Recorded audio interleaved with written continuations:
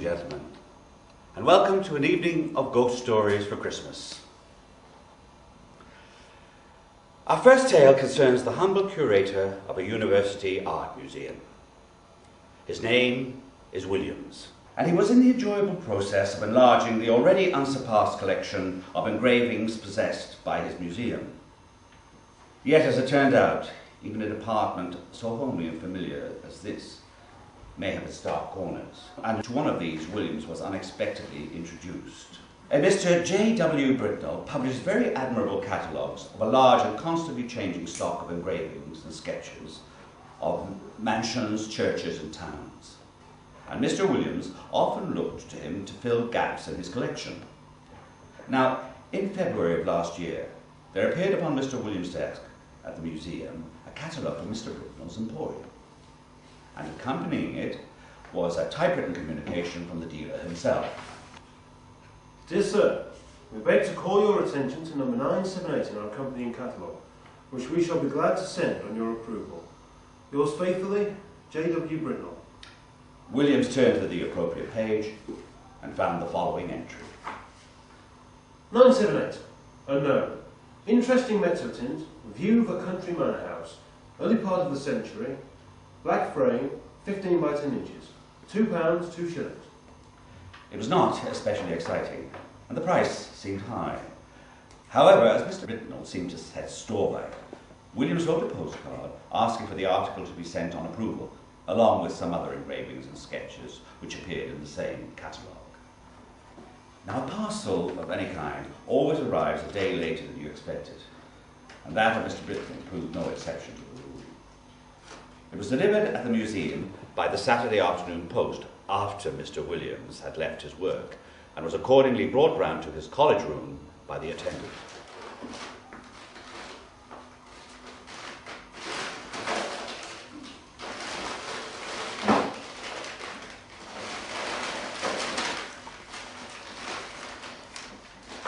The only item with which I am concerned was the large black-framed Mezzotint, of which I have already spoken. It was rather an indifferent Mezzotint, and an indifferent Mezzotint is perhaps the worst form of engraving known. It presented a night view of a not very large manor house of the 18th century, with 3 rows of plain-sashed windows, a parapet with vases at the angles, and a small portico in the centre. On either side were trees, and in front a considerable expanse of lawn. It appeared to be a moonless night. The legend AWF was engraved on the narrow margin, but there were no further inscriptions. The whole thing appeared to be the work of an amateur. What in the world Mr. Britnell could mean by affixing the price of £2, 2 shillings to such an object is more than Williams could imagine. He turned it over with a good deal of contempt. Upon the back was a paper label, the left-hand half of which was torn off. All that remained were the ends of 2 lines of writing. The first had the letters Ingley Hall, and the second something says. It would perhaps be worthwhile to identify the place, which I can easily do with the gazetteer. And then I shall return it to Mr. Britnell with some remarks reflecting upon the judgment of that gentleman. He lit the candle, for it was now dark.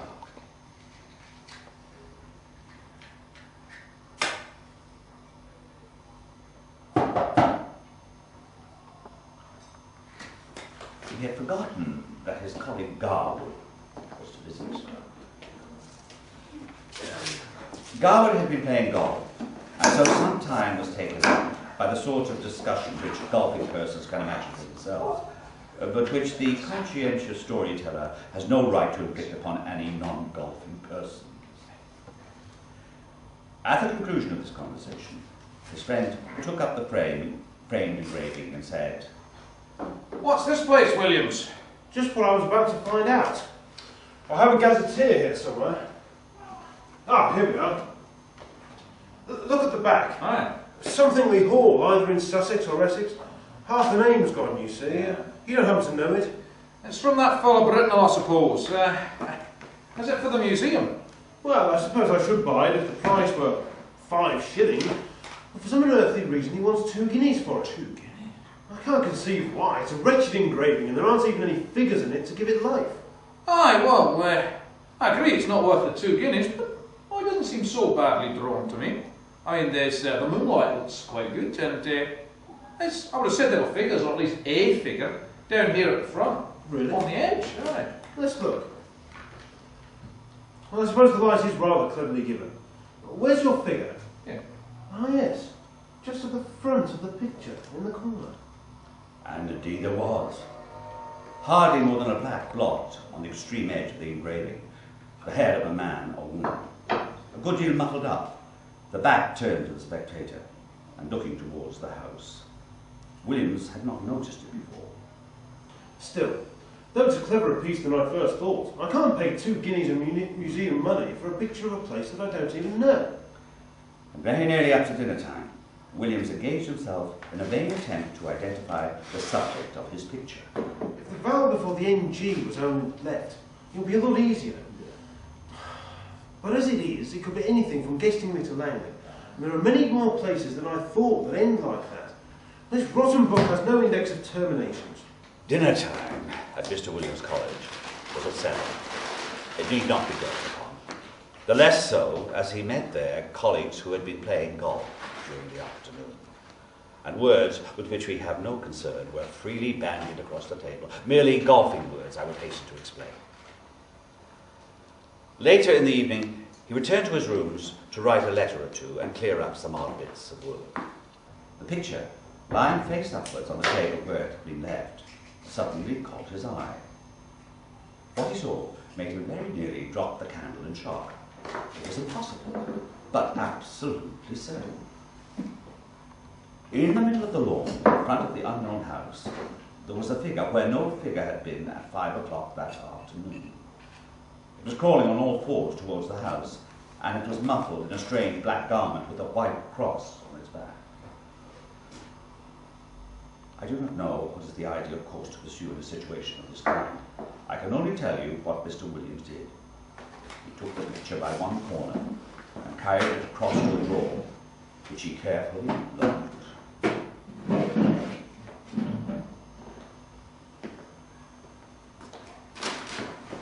Before retiring to bed, he wrote out and signed an account of the extraordinary change which the picture had undergone since it had come into his possession. He then attempted to put all thoughts of that singular Mezzotint out of his mind. But you will not be surprised to learn that sleep visited him rather late that night. It was consoling, however, to reflect that the behaviour of the picture did not depend upon his own unsupported testimony. Evidently his friend that evening had seen something of the same kind as he. Otherwise he might have been tempted to think that something gravely wrong was happening to his mind. 2 matters awaited him the next morning. He must take stock of the picture very carefully and call in a witness for the purpose, and he must make a determined effort to ascertain what house it was. He would therefore ask his neighbour Nesbitt to breakfast with him, and he would subsequently spend a morning over the Gazetteer.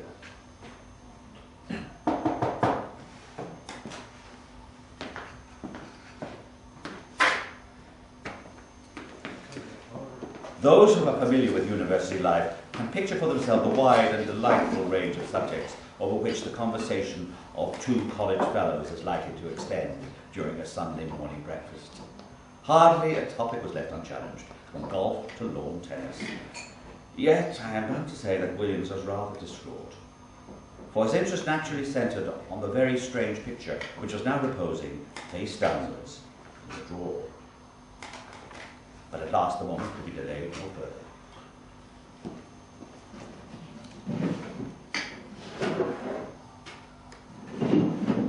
Now I want you to take a look at this and describe it if you would rather minutely.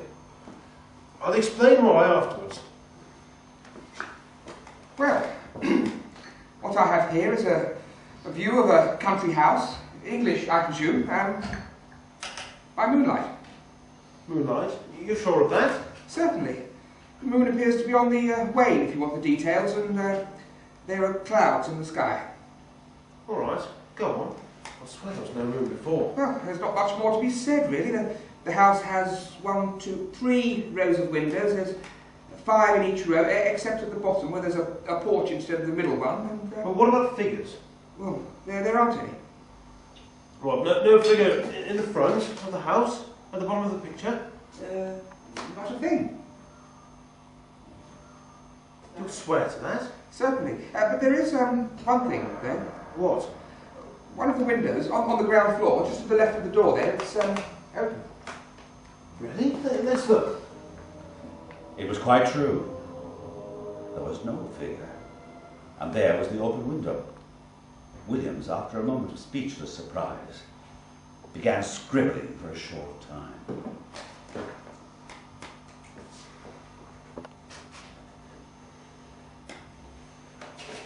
Then he gave 2 papers to Nesbit and asked him first to sign one. It was Nesbit's own description of the picture, which you have just heard, and then to read the other, which was William's own statement written the night before.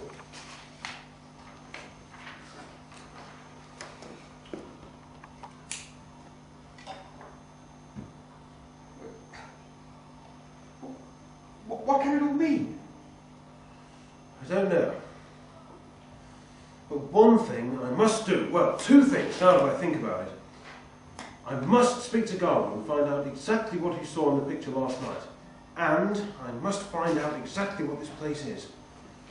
You know, it seems to me as though we're assisting at the working out of a tragedy somewhere. The only question is, has it happened already? Or is it going to happen? You must find out what this place is. Yeah, I think you're right. He has got it. I'll tell you what. I'll take it to Old Green. This was a senior fellow of the college. We have property in Essex and Sussex. He'll have been all over those 2 counties in his time. It's likely he'll know the place. Quite likely he will know it, but he wasn't in hall last night, and I think I heard him say he's away to Brighton for the Sunday. I'll tell you what. I'll go and find Garwood and get his statement. You stay here and keep an eye on the picture. I'm beginning to suspect that 2 guineas may not be so exorbitant a price for it after all. In a short time, he had returned and brought Mr. Garwood with him. Garwood's statement was to the effect that the figure, where he had seen it, was at the edge of the picture, but had not yet set foot upon the lawn. He remembered a white mark on the back of its clothing, but could not have been sure it was a cross. A document to this effect was duly drawn up and signed. Well, now what do you mean to do? We can't sit here and watch it all day. No. I rather imagine we're meant to see the whole thing. You see, between the time when I first saw the picture last night and now, many things could have happened, but the creature's only got into the house. In that time, it could easily have gone about its business and returned to its rightful place. But the fact of the window being open, I believe, means that it's still in there. So I feel quite easy about leaving it. Besides, I have a feeling that it won't change much, if at all, in the daytime. We should go for a walk this afternoon and return after it gets dark. If we all stick together, then it's unlikely that we'll speak to others about this. Yes, if word of this got out, we'd have the whole of the Plasmatological Society around our ears.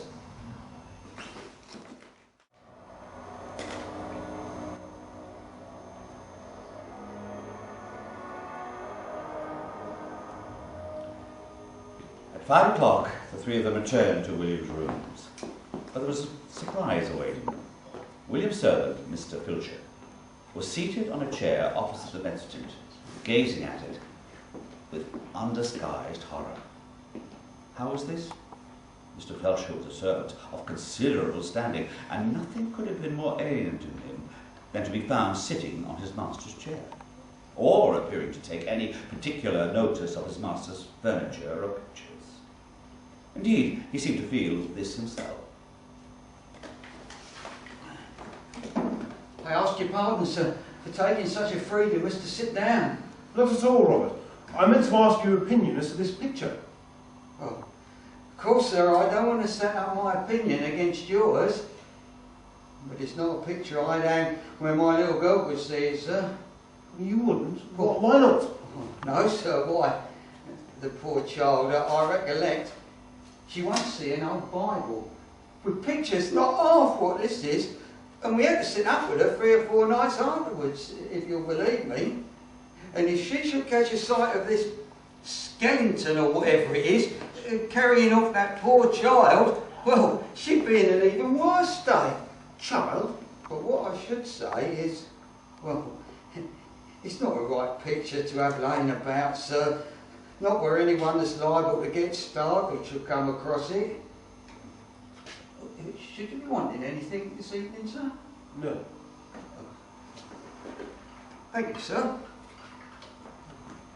With these words, the excellent man went to continue his rounds, and you may be sure the gentleman lost no time in gathering around the engraving. There was the house as before, under the waning moon and drifting clouds. The window that had been open was shut, and the figure was once more on the lawn, but not this time crawling cautiously on hands and knees. Now it was erect, stepping swiftly with long strides towards the front of the picture. The moon was behind it, and a black hood hung down over its face so that only hints of it could be seen. And what was visible made the spectators profoundly thankful that they could see no more than a white dome-like forehead and a few straggling hairs. The arms were tightly clasped over an object which could be dimly identified as a child. Whether dead or living, it was impossible to say. From 5 to 7, the 3 companions sat and took turns watching the picture, but it never changed. They agreed at last that it would be safe to leave it, and that they would return after dinner and await further developments. When they assembled again several hours later, the figure was gone, and the house was quiet under the moonbeams. There was nothing for it but to spend the evening over gazetteers and guidebooks. Williams was the lucky one at last, and perhaps he deserved it. Here we are. Anningley. The church of Norman date contains the tomb of the Francis family, whose mansion, Anningley Hall, a solid Queen Anne house, stands immediately beyond the churchyard in a park of approximately 80 acres. The family is now extinct, the last heir having disappeared mysteriously in infancy in the year 1802. The father, Mr. Arthur Francis, was locally known as a talented amateur engraver in Mezzotint. After his son's disappearance, he lived in complete retirement at the Hall and was found dead in his studio on the 3rd anniversary of the disaster, having just completed an engraving of the house, impressions of which are of considerable rarity. This looked like the business, and indeed, when Mr. Green returned the next day, he at once identified the house as Anningley Hall, and recounted the whole sorry history of the place to Williams. And did Professor Green give us any information as to the figure? I don't know, Gold. Perhaps. What he said was that old Francis was always very down on his poacher fellows, and wherever he got the chance would turn off his estate. Squires in those days would do all sorts of things they wouldn't think of now. And in turns, he got rid of them all but one. This fellow, Gawdy, I think he said his name was. Well, this man Gawdy believed that he was the last of a long and ancient line, who were once masters of Anningley Hall. Well, Francis could never get rid of him. Gawdy always managed to stay just on the right side of the law, until one night. The keepers found him in woods at the northern end of the estate. Well, you can imagine the row. And this chap, Gawdy, was unfortunate enough, poor fellow, to shoot one of the keepers. Well, this was just what Francis wanted. And grand juries being what they were then, Gawdy was strung up in double quick time. Al Green told me that he'd seen the place Gawdy was buried, on the northern edge of the churchyard. Well, if you'd been executed or taken your own life, well, that's where you were buried. Well, the time came that a story went round. A friend of Gawdy's was aiming to make off with the Francis boy, and by doing so, put an end to his line. As you can see, gentlemen, It would appear as if old Gawdy had managed the job for himself. You both look pale. Have some whiskey. I have only to add that the picture is now in Mr. Williams' museum. And though carefully watched, it has never been known to change again.